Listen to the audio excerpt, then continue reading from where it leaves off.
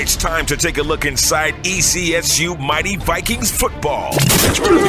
Welcome to Viking Coaches Show with Marcus Hilliard on WRVS 89.9. Yes, football fans, another edition of Viking Coaches Show here on your community voice. Yours truly, Clay Merce here, and as always, I'm very happy to have the head football coach of ECSU football, Mr. Marcus Hilliard. Coach Hilliard, welcome back to the show. A fun trip down in Raleigh. I heard that the alumni chapter took care of you. Let's show a little bit of love to them at the beginning of this one. Yeah, special shout out to Raleigh-Durham-Wake alumni chapter, man. They came on Friday and greeted the guys, and then on Saturday provided the post-game meal, but just always showing us love, man, and definitely thankful to them and Madam President for, just setting us out on that trip. They rolled out that Viking blue carpet for you, and I heard everybody had a good time. And, the game against Shaw, everybody was excited, obviously. The first game of the season, ready to get this thing started. Talk a little bit about all the practices leading up, this past week leading up to that game. Practice was pretty well, and you felt pretty good about the team going in. Yeah, like I told the guys on Friday night, when you're prepared, you don't worry. And I think we were well prepared for that game, and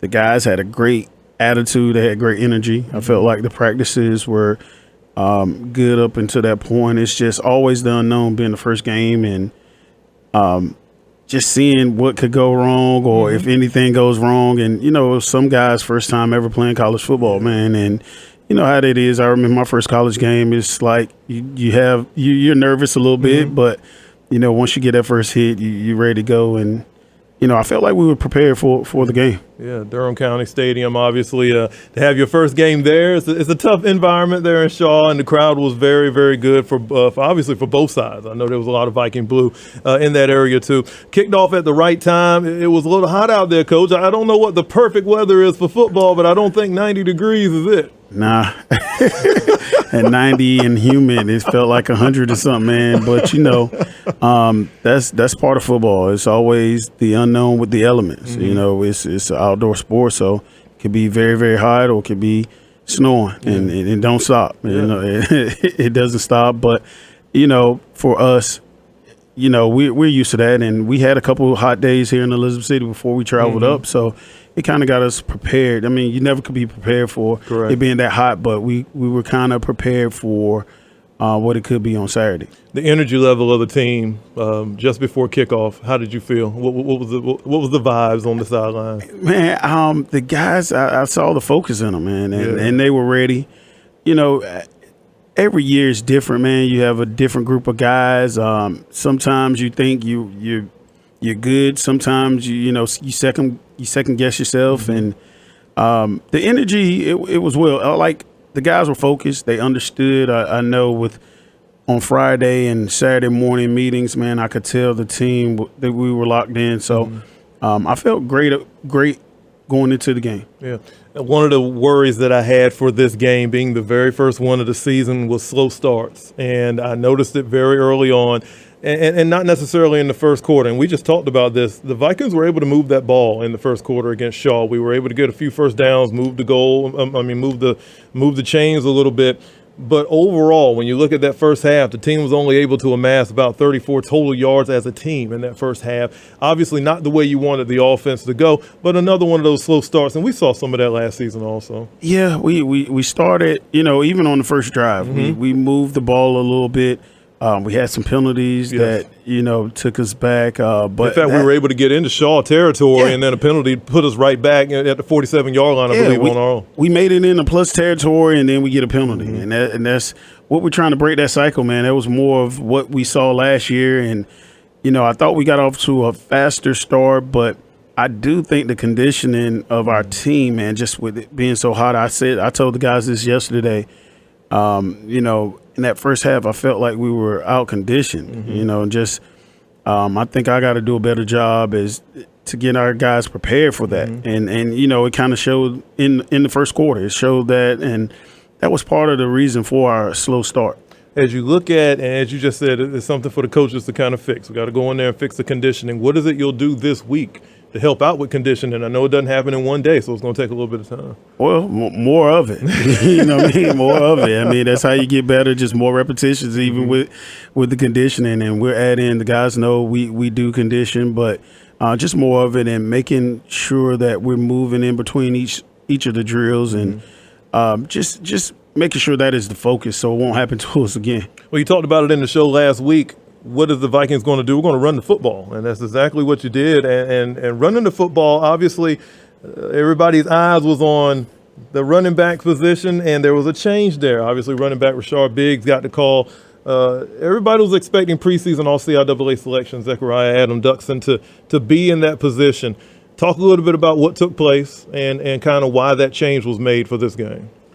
Well, we went into the game, Zeke had previously been out. He hadn't gotten the reps that he needed, and I didn't feel good about, just being able to put him out there. So we went with Biggs, and that's what it was. I know people are asking or whatever, but he'll be back. We just want to make sure his conditioning level was up to par, and he didn't want to go unless he was 100%. So, we went with Biggs, and I think Biggs did a great job for us of carrying that torch for us. But I know all the fans are wondering where is Zeke, and when you listen to the game live, they're asking, but he's back. He'll be ready to go, and hopefully we're able to get him tuned up here for Chowan. A lot of the running that Biggs was able to do allowed you to move the chains in that first quarter. And again, we always talk about what a player can do. Will they step in? Sometimes it takes a committee, but Biggs stepped up. He was ready for the challenge. His energy level seemed high, and again, you wanted to run the ball, and I think in the first quarter you were able to do so. Yeah, Biggs is our guy, man, and for me, I felt great about him. I feel just as good about him as I do with Zeke, man. So for us, it was business as usual. Getting him the carries. I know he's. I saw one of the runs. I told him in summer camp, I need you to finish runs, and he did exactly that, man. And he's a powerful downhill runner, man. So definitely was business as usual with Biggs. And regardless of the slow start, Shaw was able to get into the end zone one time, able to get a little score there later, and at halftime it was 10-0. You go into the halftime locker room, the score is still manageable. It's still a possibility that the Vikings can pull this out. 10-0 is not that big of a difference. Talk about your message to the players at halftime after what you saw in that first half. Well, we're still in it. We had some things that happened in the first half and that didn't go our way, but my message to the guys, hey, don't panic. I said that on Friday and on the Saturday. These guys are going to make some plays. But we just got to make more of them. And that was the message to the team, and nobody was panicking, and not the coaches. I just said, we got to settle the guys down. Again, it was our first game, and, just being a veteran coach, you got to be able to settle the guys down, and that was the task from the coaches. Just make sure the guys are relaxed, put us in situations that, won't hinder us, and, move the ball. The defense can get some stops, and if they deferred at the beginning of the game, so they were getting the ball back. So I just told the guys, hey, let's get a stop, let's get some momentum, and let's turn the game around. Even with that being said, in that first half, obviously the score is 10-0. That's one touchdown. That's 3 points later. How pleased were you overall with the defense? I know you don't want to. I know you rather let them have a donut, but overall, how pleased were you in the first half with the defensive side? Well, like I said previously, man, I know they're gonna come to play all day, and you know what? They were mad at themselves for even letting them score, and so all I ask is those guys just keep us in the game, and we said it on the show before, the offense can give us 21 to 28 points, we'll win the game, and it's still held true. So despite of the things that happened defensively, and we know we got to clean up some things, those guys rose to the occasion, man, and just so proud of all of those guys, taking the coaching, and they're ready to get back at it. Yeah, and that second half seemed like everybody started to step up. It seemed like we finally got our feet under us. We understood what the task was after that slow start. Didn't notice that in the second half. Shaw was able to find the end zone midway through the third to make it 17-0, but then ECSU was able to remove that donut. And it didn't take very long. An 18-yard pass from DeMarcus Creasy to Shy Wheeler, 17-7 heading into the fourth.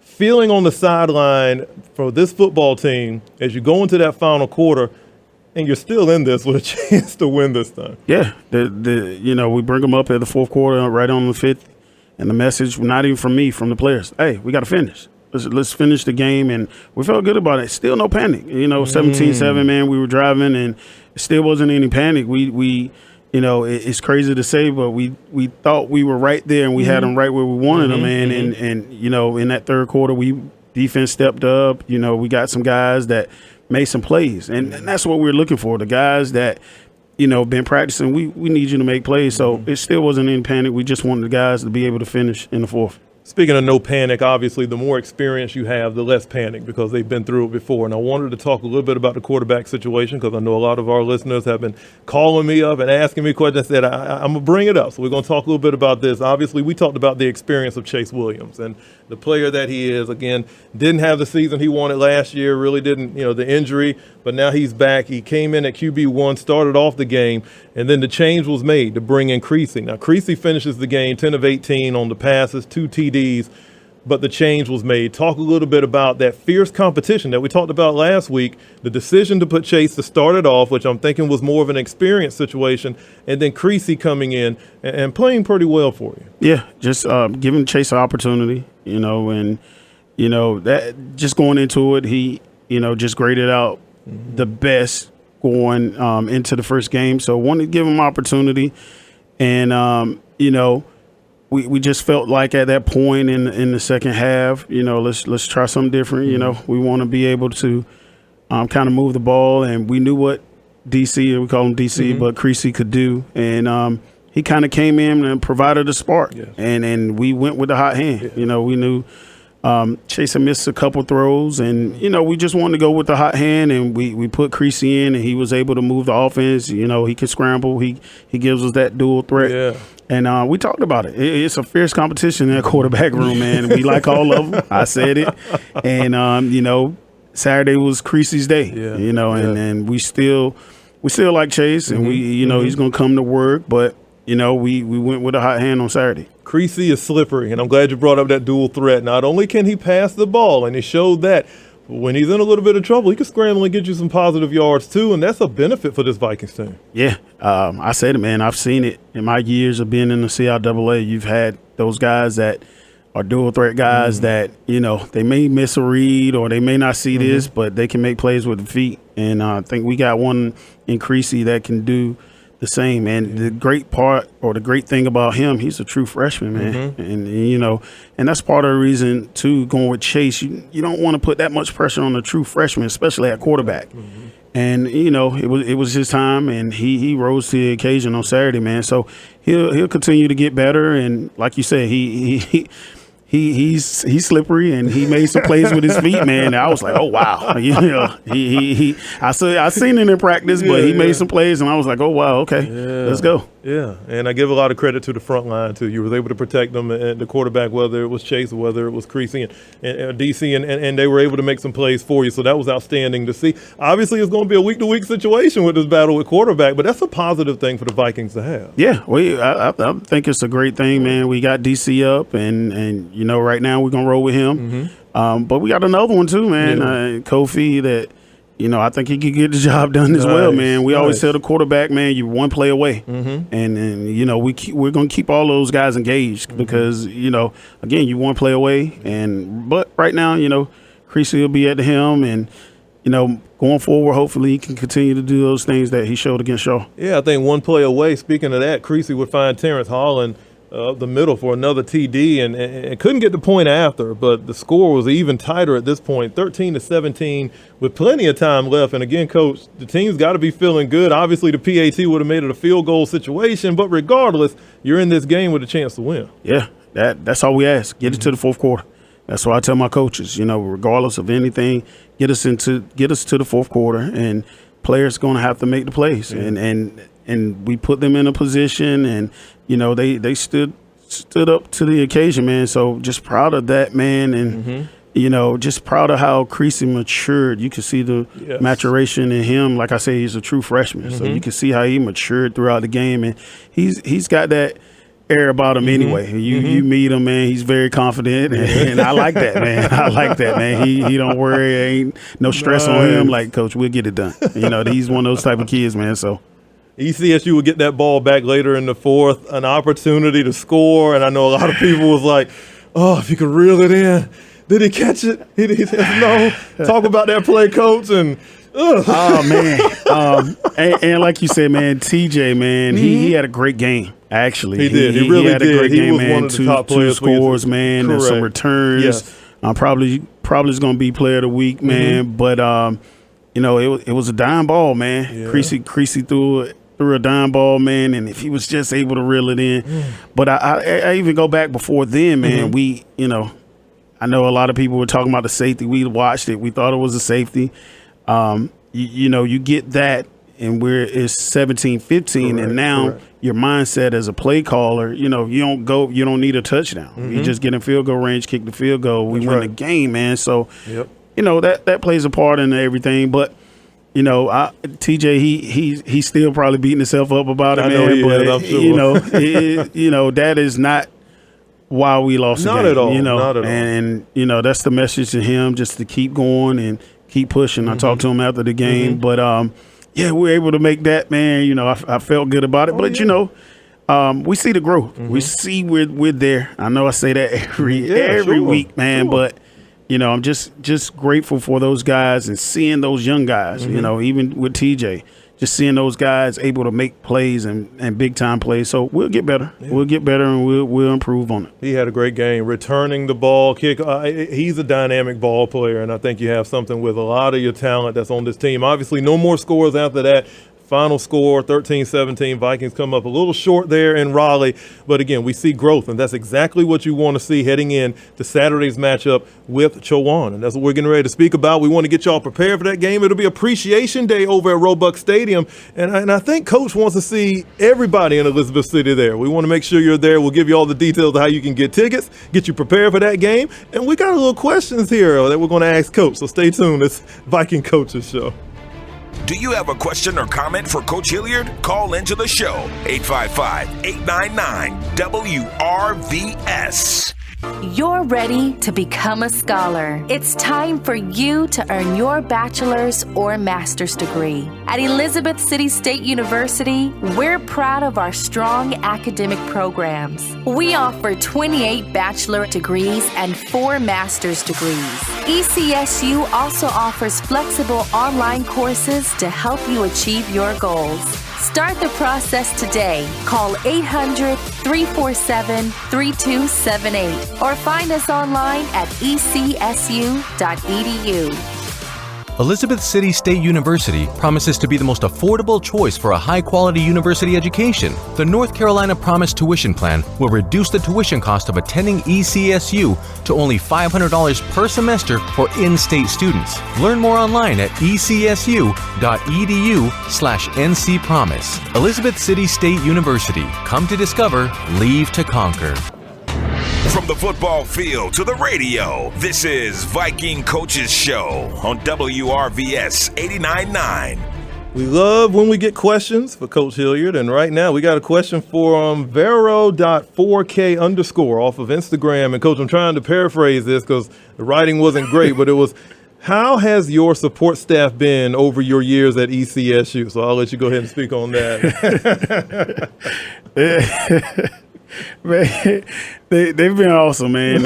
I've had some guys. I've had some guys that just truly love Elizabeth City State University football, man, and they've been with me since I've been the head coach here, and they do anything for the program. It's thankless hours that they spend. Whether it's doing film, washing clothes, doing anything the program needs, man. So just definitely appreciative to those guys, and special shout out to Navarro and the guys. He's the leader of that support staff group, but just thankful to all the guys who've helped me in the past, man. Help me be great. Yeah. Jaden.T21 asks, and I think we spoke about this earlier, but I'll let you finish it off. Is there a QB battle this week? Well, it's a QB battle every week, but like I said, we'll go with Creasy for this week. I know people want to know is he up, and he'll be up this week. He'll be our starter this week. So we still got some guys that they're ready to compete as well. But Creasy will be the guy for Saturday. Gotcha. And I got one last one here from Tayday87_ on Instagram. He says, Coach, are you coming out to some of the games in the area on Friday night? I guess this is more about recruiting. They say, can you come out to P-Tank? Can you come out to Northeastern? Come grab some players from Camden? Talk a little bit about the recruiting in the area and how important it is, really. Well, at Northeastern a couple weeks ago, they had a scrimmage. And I said, man, we have a lot of guys on those teams that came from those teams on our current roster. And so, yes, I will be in the area. I will be, I think, Pascal Tank plays Hereford County this weekend. Two of my great friends are head coaches there. Very nice. There, and of course, we're always at Northeastern, and we definitely love this area brand of football. So to answer that question, we will be there. It's a home game for us, so you'll see me or one of my coaches at some of those games there. Even out Edison, we got some guys that that can help us win here at Elizabeth City. So we'll be in the area. We'll be recruiting. As you can see, we love the questions, so keep them coming on Instagram. You can also reach us on Facebook, and if you want to send an email, please do so, WRVS-FM@gmail.com, and we'll get those questions answered for you by Coach Hilliard, and hopefully we can find some answers this Saturday in Roebuck Stadium. The Vikings return home for a matchup with Chowan. It'll be Appreciation Day over at Roebuck Stadium. We're expecting a big crowd. Kickoff set for 1, and I'm excited about it. Anytime we can bring our friends, if you want to call them that, from Murfreesboro down the road, obviously, to come on over to Roebuck, we get excited. And this is a big game for us. And the last matchup for between these two teams was not favorable in 2022. Not the score that you wanted. 54-8 was the final one. But, Coach, you got a chance to kind of get this Viking ship where you want it to be and kick it to where you want it on Saturday. Big game coming up against Chowan. Your thoughts on what you have seen from Chowan up to this point, and how the team's excitement is still high heading into their first home game of the season? Yeah, Chowan, man, they're a formidable opponent. They plan to go south, and what people consider the SEC of Division II. So they're battle tested, and Coach Johnson does a great job of recruiting and getting those guys together, man. So it'll be another test for us. We'll be ready. And, I know we prepared. The guys are prepared. They're ready. Win or lose, man, you're ready to get back to practice, and let's continue that. So I know we're gonna have a great week. We'll start off tomorrow, Labor Day. Of course, on Mondays we're off anyway. But the guys will be back at it, man. 5:45 a.m. and we'll be prepared for Chowan. But I think They have a good team, man, and like I said, they're battle tested. They play in the Gulf South Conference, so it'll be their first game as well. On Saturday, so we just got to prepare. They do some things that we've seen, but we'll be prepared for them when they come here on Saturday. People will use the word rivalry, but a lot of times it's just really because of proximity between Elizabeth City State and Chowan. The energy from the team, I know it was high for the first game on Saturday, but does that energy just get replenished when you know you're playing Chowan and it feels like, okay, they're coming to our house, we need to handle our business? Oh, yeah, it's a home game for us anyway. Rivalry, I don't know. Yeah. You got to win some more games. I'm not sure. I don't have my guy here, the stats guy, but maybe they've beaten us 4 times. We've beaten them probably like 12. Correct, as far as the full history. Yeah, the full history. And they won 2 of the last 3. They won 2 of the last 3, and like you said, in 2022, that one hurt. That was my first year, so we owe them. But the energy is always high when you're home. And like I said, we're not road warriors for this game, so we can relax. We're home. It's our home game, and we'll have a chance to showcase to our fans like the Viking football brand, and definitely need everybody to come out and support and cheer us on to a victory. So we're excited about it. We know they're going to bring a good crowd from Murfreesboro, but we want to make sure that everybody in Elizabeth City is inside Roebuck Stadium. Paint that whole thing Viking blue, and let's make the crowd what it needs to be to get this win in Roebuck. Again, the game kicks off at 1. It'll be Appreciation Day. I know there's some festivities to make everybody a lot of happiness. I tell you right now, if you want to be there, you still can get season tickets. You can still get single game passes. They're all available online at ECSUVikings.com. It's been a wonderful show, Coach. Again, thank you every week for making this happen. I want to let you have the microphone, talk to the Viking faithful, and get them prepared for what's to come. Yeah, just want everybody to come out and support us, man. Our first home game, as you said, paint the city blue, paint the town blue, man. And we need all the Vikings to come out and support and stand up, man, and provide that Viking pride for us, man. So we're excited. The guys would love to see you. Come have a great time. It's a great atmosphere, man, and come out and support us. Atmosphere, you talk about the delights, you talk about the sound of class. More importantly, you talk about the football team, and the Vikings will be at home. They'll be road warriors after this game, but they're going to have some home cooking on Saturday. We want to see you there. Live coverage of the game begins here on Your Community Voice at 12:30 with the pregame show, and that'll roll right into kickoff at 1. And if there's one thing we know about ECSU, we're going to be on time. It won't be 1:05, it won't be 1:10, it'll be at 1, and we're going to bring you the best coverage we possibly can. Coach, thank you so much for being a part, making this happen, being a part of this, talking to the listeners. Good luck on Saturday, and we'll catch up with you. Appreciate it, man. Thank you. And thank you again. If you want to listen to more of this show or you want to check out past shows, just go to the WRVS 89.9 YouTube channel and listen anytime. For Coach Hilliard, I'm Clay Mercer. We'll see you next time for Viking Coaches Show on WRVS 89.9.